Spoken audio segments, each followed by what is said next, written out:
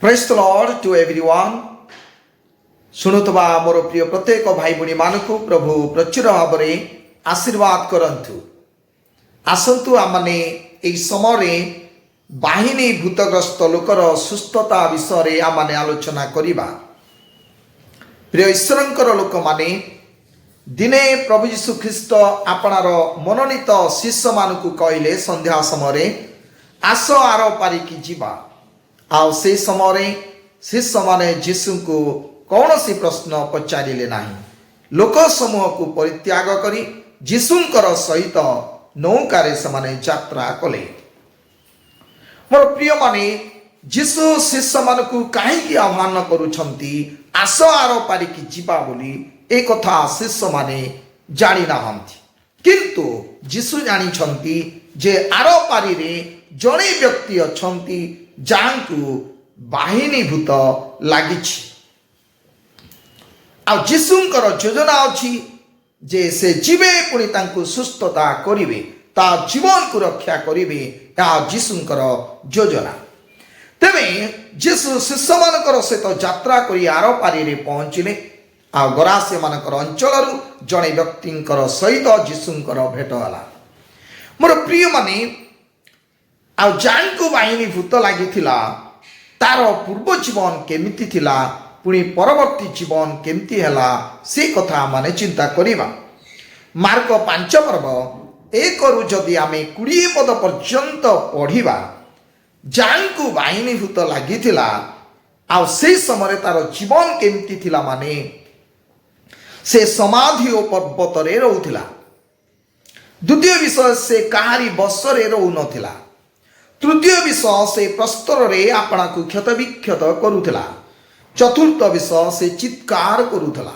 किंतु जीशुंक द्वारा ता जीवन बदली गला। जिते बेले जीवन बदली गला चारिटा विषय विशेष करी ता जीवन देखा गला। प्रथम विषय से वस्त्र परिधान कला।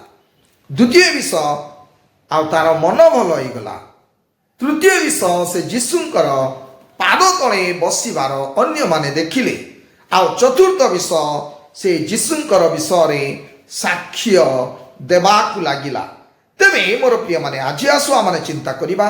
एथि पूर्वरु आमने दुई गुडी विषय चिंता करिछु। समाधि ओ पर्वत रे से रहउथिला। कारी बसरे से रहु नथिला।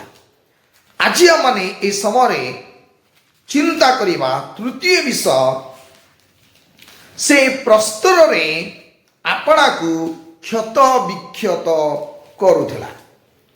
अर्थात निजर क्षति निजे करुथिला। आज भी अनेक लोक माने निजर क्षति निजे करुअछंती। किंतु जीशुंकर द्वारा सेमानकर जीवन जेतेबेले बदली जाउछि आ सेतेबेले सेमाने निजर क्षति निजे न करी निजर सुरक्षा विषय से चिंता करी आसुअछंती। तेबे मोर प्रिय माने एई व्यक्तिटी पत्थर धरी आपना को क्षत विक्षत करुथला। निजर क्षति निजे करुथला।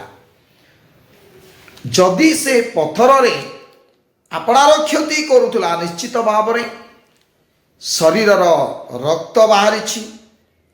शरीरर मांस खंडिया खाबरा आइथिबा। देखिबा पाई विकृत देखा जाइथिबा। काईकि माने प्रस्तर रे से आपना को क्षत विक्षत करुतला माने तार शरीर केमिति हेइथिबा आमे चिंता करू। मोर प्रिय माने तार अर्थ से शरीरर जत्र से नेउ नथिला। तेमे से तो बाहिनीभूतग्रस्त व्यक्ति। किंतु आमे किपरि निजर क्षति निजे करुछु सेई परे आमने आलोचना करिबा। हितोपदेश 27 पर्वर 3 पदर लेखा अछि पत्थर भारी ओ बाली गुरु मात्र अज्ञानर विरक्ति से दुईरु भारी। पत्थर होछि भारी आ बाली होछि गुरु। गुरु माने बोझ बोझग्रस्त विषय को बुझा ता भी ओजनिया। तेबे पत्थर होछि भारी। ए भारी पत्थर द्वारा से निज को क्षति करुला। ଆଜି କ'ଣ ଆମେ ସେ ଭାରି ପଥର ଧରି ନିଜକୁ କ୍ଷତ ବିକ୍ଷତ କରୁଛୁ କି? କୋଉଥି ଦ୍ୱାରା ଆଜି ଆମେ ନିଜର କ୍ଷତ ବିକ୍ଷତ କରୁଛୁ? ମୋର ପ୍ରିୟମାନେ, ପ୍ରଥମ ସାମୁଏଲ 2:17 ଲେଖା ଅଛି, ଏ ରୂପେ ସଦାପ୍ରଭୁଙ୍କ ସାକ୍ଷାତରେ ସେଇ ଯୁବା ଲୋକଙ୍କର ପାପ ଅତି ଭାରି ହେଲା, କାରଣ ସେଇ ଲୋକମାନେ ସଦାପ୍ରଭୁଙ୍କର ନୈବେଦ୍ୟ ତୁଚ୍ଛ ଜ୍ଞାନ କଲେ। ଏଲିର ପୁତ୍ରମାନଙ୍କର ବିଷୟରେ ଆମେ ଦେଖୁଛୁ, ସେମାନେ ଯେଉଁ ପାପ କଲେ ସେ ପାପ ଭାରି ହେଲା। ଆଉ ଯେଉଁ ପାପ ସେମାନେ କଲେ ତା ଭାରି ହେଲା, ଆଉ ତ ଦ୍ୱାରା ସେମାନେ ମୃତ୍ୟୁଭୋଗ କଲେ। ମୋର ପ୍ରିୟମାନେ, ଆମେ ନିଜକୁ ସୁରକ୍ଷା ଦେବା ପାଇଁ ନିଜର ଶରୀରକୁ ନିଜର ଆତ୍ମାକୁ ଆମେ ନିଜେ କ୍ଷତି ନ କରୁ। ଯେମିତି କାରାଗାର ରକ୍ଷକ ବନ୍ଦୀମାନେ ପଳାଇ ଯାଇଅଛନ୍ତି ବୋଲି ମନେ କରି ସେ ଖଣ୍ଡା ବାହାର କରି ଆପଣାକୁ ସେ ବଦ୍ଧ କରିବା ପାଇଁ ଚାହୁଁଥିଲା, ନିଜର କ୍ଷତି ନିଜେ କରିବା ପାଇଁ ଚାହୁଁଥିଲା। କିନ୍ତୁ ପାଉଲ ଉଚ୍ଚ ସ୍ୱରରେ ଡାକି କହିଲେ, ଆପଣାର କ୍ଷତି କୌଣସି କ୍ଷତି କର ନାହିଁ, କାରଣ ଆମ୍ଭେମାନେ ସମସ୍ତେ ଏଠାରେ ଅଛୁ। କାରାଗାର ରକ୍ଷକ ମୋର ପ୍ରିୟମାନେ ଖଣ୍ଡା ବାହାର କରି ନିଜର କ୍ଷତି ସେ ପହଞ୍ଚାଇବା ପାଇଁ ଚେଷ୍ଟା କରୁଥିଲା, ନିଜକୁ ବଦ୍ଧ କରିବା ପାଇଁ ଚେଷ୍ଟା କରୁଥିଲା। ଆଜି ଆମେ କ'ଣ ନିଜକୁ ମାରୁଛୁ? ଆମେ କ'ଣ ନିଜର କ୍ଷତି ନିଜେ କରୁଛୁ?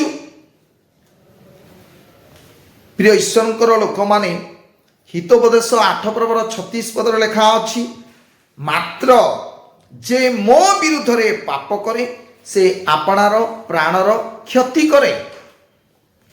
ଈଶ୍ୱରଙ୍କର ବିରୁଦ୍ଧରେ ପାପ କରି ଆମେ ଈଶ୍ୱରଙ୍କୁ କ୍ଷତି କରୁନାହୁଁ। ଈଶ୍ୱରଙ୍କର ବିରୁଦ୍ଧରେ ପାପ କରି ଆମେ ନିଜର କ୍ଷତି ନିଜେ କରୁଛୁ। ତାର ଅର୍ଥ, ଆମକୁ ଯଦି ବାହିନୀଭୂତ ଲାଗିନାହିଁ, ତଥାପି ବାହିନୀଭୂତ ଲାଗିଥିବା ସମାନ ଅଟେ। ଈଶ୍ୱରଙ୍କର ବିରୁଦ୍ଧରେ ପାପ କରି ଆମେ ନିଜକୁ କ୍ଷତି କରୁଛୁ। ଏଣୁ ଜିଜିକଲ 18:20 ଲେଖା ଅଛି, ଯେଉଁ ପ୍ରାଣୀ ପାପ କରେ ସେହି ମରିବ। ପୁତ୍ର ପିତାର ଅଧର୍ମର ଭାର ବହିବ ନାହିଁ, କିମ୍ବା ପିତା ପୁତ୍ରର ଅଧର୍ମର ଭାର ବହିବ ନାହିଁ। ଧାର୍ମିକର ଧାର୍ମିକତା ତାରି ଉପରେ ବର୍ତ୍ତିବ ଓ ଦୁଷ୍ଟର ଦୁଷ୍ଟତା ତାରି ଉପରେ ବର୍ତ୍ତିବ। ଯଦି ଆମେ ଦୁଷ୍ଟ କାର୍ଯ୍ୟ କରୁଛୁ ତାହା ଆମମାନଙ୍କ ଉପରେ ବର୍ତ୍ତିବ। ଯଦି ଆମେ ଅଧର୍ମ କରୁଛୁ ତାହା ଆମେ ହିଁ ବହିବାକୁ ପଡ଼ିବ। ମୋର ପ୍ରିୟମାନେ, ଯେଉଁ ପ୍ରାଣୀ ପାପ କରେ ସେ ମରିବ ବୋଲି ଲେଖା ଅଛି।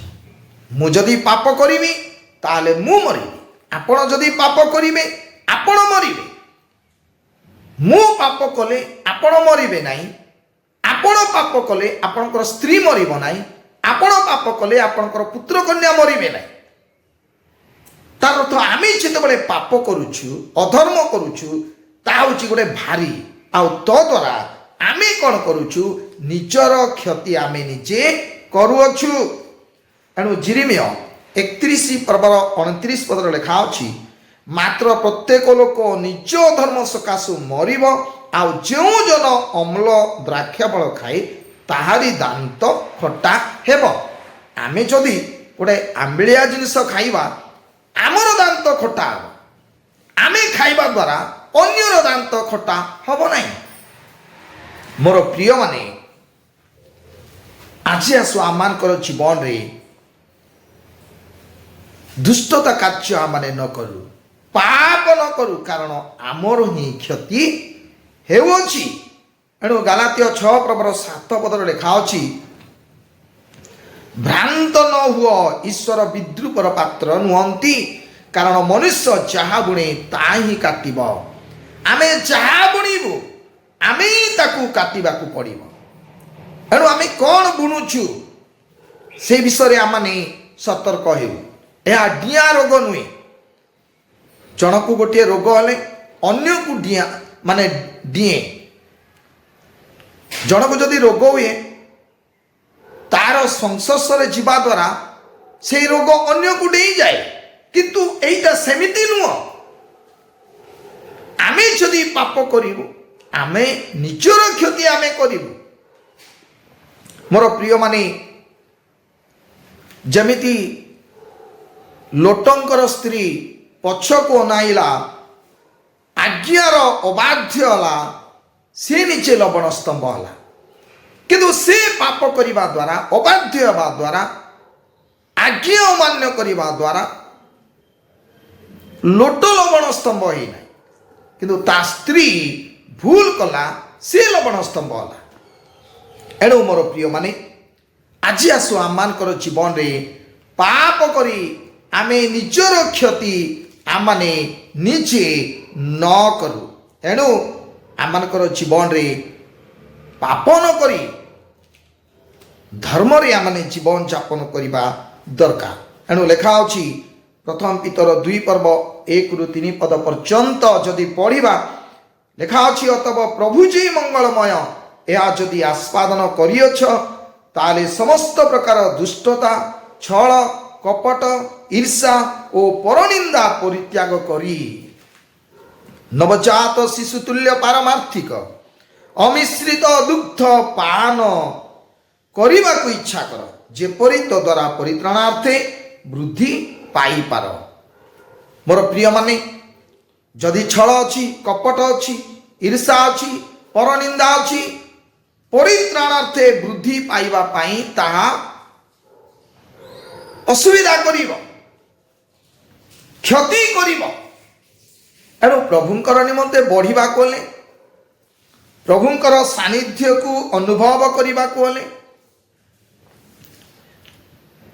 ପ୍ରିୟମାନେ, ପ୍ରଭୁଙ୍କର ସହଭାଗିତା ଯେପରି ଅନୁଭବ କରିବୁ, ଆଉ ସେଥିପାଇଁ ଛଳ, କପଟ, ଈର୍ଷା, ପରନିନ୍ଦା ଏ ସମସ୍ତ ବିଷୟ ମୋର ପ୍ରିୟମାନେ ଛାଡ଼ିବାକୁ ହେବ। କାରଣ ଯଦି ଆମମାନଙ୍କର ଜୀବନରେ ଛଳ ଅଛି, କପଟ ଅଛି, ଈର୍ଷା ଅଛି, ପରନିନ୍ଦା ଅଛି, ଆମେ କେବେ ହେଲେ ପ୍ରଭୁଙ୍କର ନିମନ୍ତେ ବଢ଼ିପାରିବା ନାହିଁ। ଈଶ୍ୱରଙ୍କର ରାଜ୍ୟକୁ ଯିବା ପାଇଁ ଏହା ପ୍ରତିବନ୍ଧକ କରିବ। ଈଶ୍ୱରଙ୍କର ସାନ୍ନିଧ୍ୟକୁ ଅନୁଭବ କରିବା ପାଇଁ ପ୍ରତିବନ୍ଧକ କରିବ। ଏହା ଯଦି ମୋ ଜୀବନରେ ଅଛି କି ଆପଣଙ୍କର ଜୀବନରେ ଅଛି, ଆମର ହିଁ କ୍ଷତି ହେବ, ଏତଦ୍ୱାରା ଅନ୍ୟର କ୍ଷତି ହେବ ନାହିଁ। ଏଣୁ ମୋର ପ୍ରିୟମାନେ, ଏହାକୁ ପରିତ୍ୟାଗ କରିବାକୁ ହେବ, ଏହାକୁ ଆମମାନେ ଛାଡ଼ିବାକୁ ହେବ। ଏଣୁ ଯେରେମିୟା 5 ପର୍ବର 25 ପଦରେ ଲେଖା ଅଛି, ତୁମମାନଙ୍କର ଅଧର୍ମ ଏହିସବୁ ଅନ୍ୟଥା କରିଅଛି ଓ ତୁମମାନଙ୍କର ପାପ ତୁମମାନଙ୍କର ମଙ୍ଗଳ ନିବାରଣ କରିଅଛି। ପାପ ମଙ୍ଗଳ ନିବାରଣ କରେ। ଆମେ ପ୍ରାର୍ଥନା କରୁଛୁ, ଉତ୍ତର ମିଳୁନାହିଁ, ଆମେ କିଛି କରୁଛୁ, ସଫଳତା ପାଇପାରୁନାହୁଁ, ଆମେ କରିଥିବା ଅଧର୍ମ ଅନ୍ୟଥା କରୁଛି। ଆମେ ଯେଉଁ ଆଶୀର୍ବାଦ ପାଇବା କଥା, ଆମେ ଯେଉଁ ଅନୁଗ୍ରହ ପାଇବା କଥା, ଆମେ ଯେଉଁ ମଙ୍ଗଳ ପାଇବା କଥା, ତାହା ଅଟକି ଯାଉଛି। ଯାହା ପାଇବା କଥା ଆମେ ପାଇପାରୁନାହୁଁ, ଯାହା ଅନୁଭବ କରିବା କଥା ଆମେ ଅନୁଭବ କରିପାରୁନାହୁଁ। କାରଣ କ'ଣ? ଆମେ କରିଥିବା ଅଧର୍ମ, ଅନ୍ୟ ଜଣେ କରିଥିବା ଅଧର୍ମ ନୁହଁ, ଆମେ କରିଥିବା ଅଧର୍ମ, ଆମେ କରିଥିବା ପାପ। ଏଣୁ ବ୍ୟଭିଚାର କର୍ମରେ ଧରା ପଡ଼ିଥିବା ସ୍ତ୍ରୀକୁ ଯୀଶୁ କହିଲେ, ଯାଅ, ଆଜିଠାରୁ ପାପ କର ନାହିଁ। ଆମେ ଜାଣୁଛୁ ପାପ କ'ଣ। ଏଣୁ ପାପକୁ ଯଦି ଆମେ ଛାଡ଼ିବୁ, ତାହେଲେ ଆମେ ଉଦ୍ଧାର ପାଇବୁ। ମୋର ପ୍ରିୟମାନେ, ତାକୁ ବାଇନି ଭୂତ ଲାଗିଥିଲା, ସେଥିପାଇଁ ସେ ନିଜର କ୍ଷତି ନିଜେ କରୁଥିଲା। କିନ୍ତୁ ଦୁଃଖର ବିଷୟ, ଆମକୁ ବାଇନି ଭୂତ ଲାଗିନାହିଁ, ତଥାପି ଆମେ ନିଜର କ୍ଷତି ନିଜେ କରୁଛୁ। ଆମେ ନିଜର କ୍ଷତି ନିଜେ ନ କରୁ, ଆମର ଆତ୍ମାର ସୁରକ୍ଷା ପାଇଁ, ଆମର ଶରୀରର ସୁରକ୍ଷା ପାଇଁ, ଆମ ଅଙ୍ଗ ପ୍ରତ୍ୟଙ୍ଗର ସୁରକ୍ଷା ପାଇଁ ଆମେ ଯତ୍ନବାନ ହେଉ। ଆମେ ପାପ ନ କରୁ, କାରଣ ପାପ ଭାରି ବିଷୟ ଅଟେ। ତା ଆମ ଜୀବନକୁ ନଷ୍ଟ କରିବ। ଯଦି ଆମ ଜୀବନରେ ଏ ଦୁର୍ବଳତା ଅଛି, ଆଜି ଆସୁ ଆମେ ଯୀଶୁଙ୍କର ନିକଟକୁ ଯା, କାରଣ ଯୀଶୁଙ୍କର ଦ୍ୱାରା ଆମ ଜୀବନ ବଦଳିଯିବ, ପରିବର୍ତ୍ତନ ହେଇଯିବ। ପୃଥିବୀରେ ଏମିତି କୌଣସି ବ୍ୟକ୍ତି ନାହାନ୍ତି ଯେ ଯାହାଙ୍କର ଦ୍ୱାରା ପୁରୁଣା ବିଷୟ ସବୁ ଲୋପ ପାଇବ, ନୂତନ ବିଷୟ ସବୁ ଦେଖାଯିବ। ଯଦି ଆମ ଜୀବନରେ ପୁରୁଣା ବିଷୟ ସବୁ ଲୋପ ହଉ, ଆମ ଜୀବନ ଗୋଟେ ନୂତନ ଜୀବନ ହେଉ ବୋଲି ଆମେ ଭାବୁଛୁ, ଯୀଶୁଖ୍ରୀଷ୍ଟଙ୍କର ସହିତ ଆମେ ମିଳିତ ହଉ, ପ୍ରଭୁ ଯୀଶୁଖ୍ରୀଷ୍ଟଙ୍କର ନିକଟକୁ ଯାଅ। କେବଳ ଯୀଶୁ ହିଁ ଜଣେ ବ୍ୟକ୍ତିଙ୍କର ଜୀବନକୁ ବଦଳାନ୍ତି। ତାଙ୍କ ବାକ୍ୟ ହିଁ ଜଣେ ବ୍ୟକ୍ତିଙ୍କର ଜୀବନକୁ ବଦଳାନ୍ତି। ଏଣୁ ଆଜି ଆସୁ ବାକ୍ୟ ଅନୁସାରେ ଜୀବନ ଯାପନ କରୁ, ପ୍ରଭୁଙ୍କର ସହିତ ମିଳିତ ହଉ। ପ୍ରଭୁ ଆମମାନଙ୍କୁ ଆଶୀର୍ବାଦ କରନ୍ତୁ। ଆମେନ୍।